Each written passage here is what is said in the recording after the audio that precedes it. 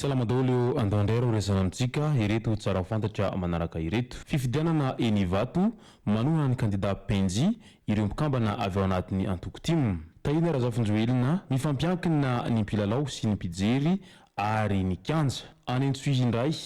ao amin'ny Drainina Sofia mikatso ny raharaham-panjakana efa 3 volana lasa izay tsy nisy tale. Eo amin'ny resaky ny tovolahy Bogos ao Madagasikara ao indray dia nanaitra ny tovovavy maro raha vantany vao nahita an'ity raha namana ity tao amin'ny tambazotra Facebook tato anatiny ity herinandro ity ary saika nizara an'izany daholo ireto vavy rehetra ao anatin'izay tambazotra Facebook izay. Ka ny pitsopitsony mahakasika amin'izay no fakafakana amintsika tao anatin'ity video ity ka manasantsika rehetra anaraka an'ity video ity hatramin'ny farany. Aza dino ny milaiky ny video antsika ary tsara voatrany miabone amin'ny chaîne antsika mba ahafahanareo manaraka tsy tahapaka ny video zay lefa misy tonga tao tagasy toy izao ny fanaovana azy. Tsy ampendrela moa isika fa avy hatrany tonga de vavana ndao ary. Mafana dia mafana ny resaka fifidianana ao Antananarivo renivohitra amin'izao fotoana izao indrindra fa ny avy ao anatin'ny ireo anivony antoko-timo izany hoe tiako Madagasikara izany izay tariny Andriamatoa Marc Ravalomanana no izany antoko-timo izany ary hita fa nanolotra kandida izay azo lazaina fa kandida matanjaka izy ireo amin'izao fotoana izao ary isan'ny kandida izay tian'ny vahoaka ao Antananarivo renivohitra ao mo ny kandida izay natolotr'izy ireo manerana ny boriboritany ao Antananarivo renivohitra ao amin'izao ankatoky ny fifidianana ho ben'ny tanàna izao.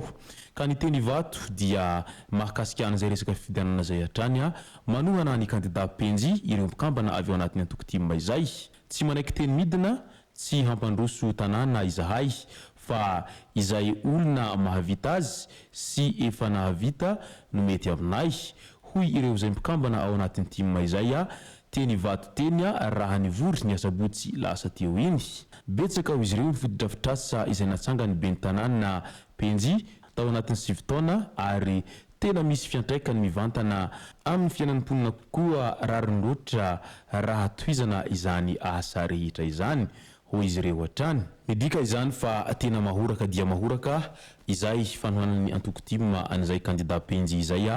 any Vato any amin'izao fotoana izao ary tsy hivadibely rano izy ireo amin'izay fanohanan'izy ireo any kandida izay tian'izy ireo zay satria io no hitan'izy ireo fa mahavita azy ary io araka izany no atokisan'izy ireo mbola hahavita azy ao anatin'ny izao 5 taona manaraka izao raha toa ka lany soamantsara amin'izao fifidianana ben'ny tanàna izay ho atao atsoatsy izao. Ka dia manohana asa hatramin'ny farany no ry zareo avy anatin'ny antoko-timo izay mandritra an'izay firitsahanko fidiny ho ben'ny tanàna izay ary mazava ho azy araka izany fa mbola manohana azy izy ireo ao anatin'ny fampirizan-kevitra izay hanomboka afaka fotoana vitsivitsy eo. Mbola mahakasika an'izay fifidianana ho ben'ny tanàna izay hatrany Andriamatoa Tahina Razafinjoelina dia mifampiankina ny mpilalao sy ny mpijery ary ny kianja ho izy hatrany. Mpanao fanatanjahantena sy ny mpanohana ireo tanora misehatra amin'izany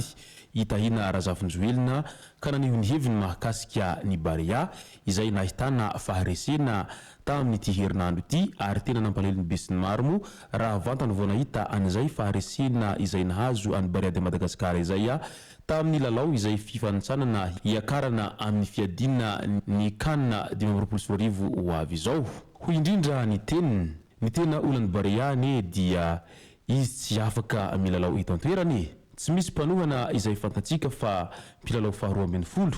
nefa ny kianja nandaniana 70 tapitrisa dolara dia tsy nankatoavy ny CAF. Tena mila apetraka ny hoe ny atiny aloha vao fonony. Ny antsoina hoe kianja tsara dia tsara ny terrain ilalaovana fa tsy hoe mamirapiratra fotsiny ny endrika ivelany hoy izy hatrany raha nitsikera ny kianjan'ny Barea izay hita fa tsy nankatoavin'izay CAF zay amin'izao fotoana izao ary maro ihany koa moa ireo olona izay niombon-kevitra amin'izay fanehoan-kevitry ny Tahina Razafinjoelina izay manoloana an'izay tsy fahazahona milalao amin'ny kianjan'ny Barea izay amin'izao fotoana izao ary tsy afaka andraisana lalao lehibe intsony tahaka ny taloha satria tsy nankataoviny kafo moa izay fanamboarana ny kianjan'ny Barea izay ka dia mijerijery fotsiny aloha sy sahazo atao mandrapa hisiny fanavaozana sy mandrapa hisiny fankatoavana vaovao indray avy any amin'ny kafy manoloana an'izay kianjan'ny Barea izay. Any Sofia indray dia ao amin'ny direnina Sofia ao mikatso ny raharaham-panjakana 3 volana tsy nisy talehy. Tsy voaloha ny vola tamin'ny karama nireo mpampianatry ny Frama tapaka ny herinaratra mikatso tanteraka ny raharaham-panjakana fa na izany miezaka mamoaka vola am-paosiny ireo tompon'andraikitra sasany miasa ao amin'ny direnina Sofia izay.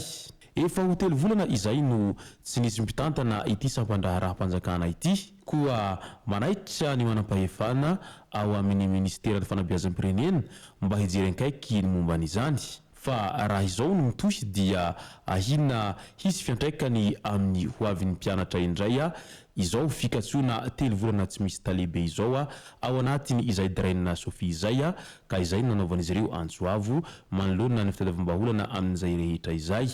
Eo amin'ny resaky ny hatsaran-tarehy indray dia nalaza be tao anatin'ny tambazotra Facebook tao ny zatovolahy iray izay niezaka ny partage ny sariny daholo ireo tovavy rehetra misehatra amin'izay tambazotra Facebook izay amin'izao fotoana izao satria babo moa ireo tovavy maro malagasy izay mampiasa an'izay tambazotra Facebook izay amin'izao fotoana izao raha vantany vao nahita an'ilay zatovolahy tao anatin'ny izay Facebook izay ary hita fa tena babo ny tovavy maro tao anatin'izay Facebook izay tato anatiny 3 andro nifanesy tato raha vantany vao nahita an'ilay zatovolahy ity.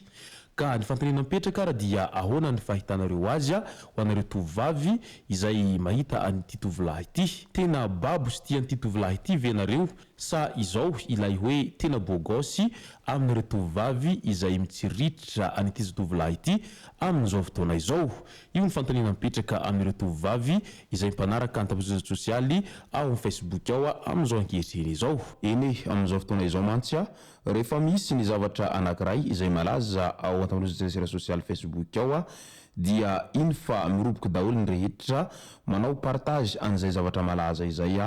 na ny vehivavy zany na ny lehilahy raha vantany vao mahita ny zavatra izay tsikatra izy ireo fa manintona ny mason'izy ireo dia samy miezaka manao an'izay partage izay avokoa.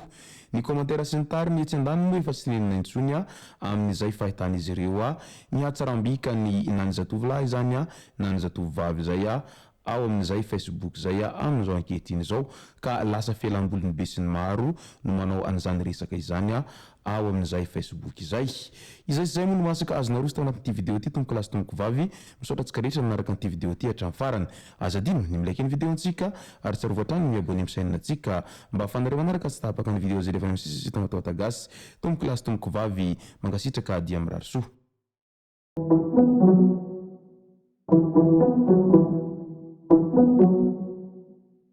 Thank you.